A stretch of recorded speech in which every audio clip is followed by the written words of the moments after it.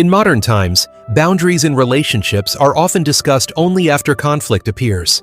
But ancient Indian thinkers placed boundaries at the very beginning of connection. In Kama Shastra, boundaries were not created to limit love, but to protect dignity, respect, and emotional balance.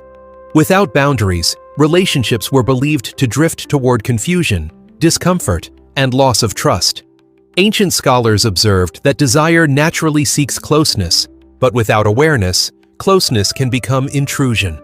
Kama Shastra emphasized that every individual carries personal limits, emotional, physical, and psychological, and recognizing these limits was considered a sign of wisdom. Respecting another person's space was not distance, it was understanding. The texts describe boundaries as dynamic, not rigid. Emotional boundaries involved sensing when to offer affection and when to allow silence. Physical boundaries were guided by comfort, consent, and mutual readiness, never pressure. Social boundaries ensured that relationships remained dignified within family and community life. Each boundary existed to preserve harmony rather than restrict expression. Kama Shastra also warned that boundary violations often begin subtly. What starts as affection can turn into assumption. Care can turn into control.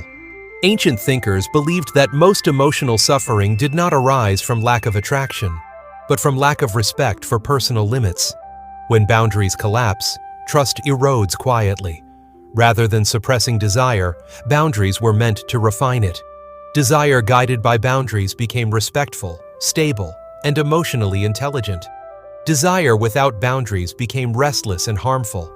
This understanding aligns closely with modern psychology, which links healthy boundaries to emotional security, self-respect, and long-term relationship health.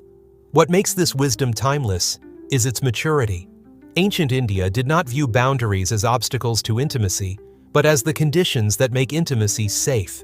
True closeness, according to Kama Shastra, is not about crossing limits, but about honoring them.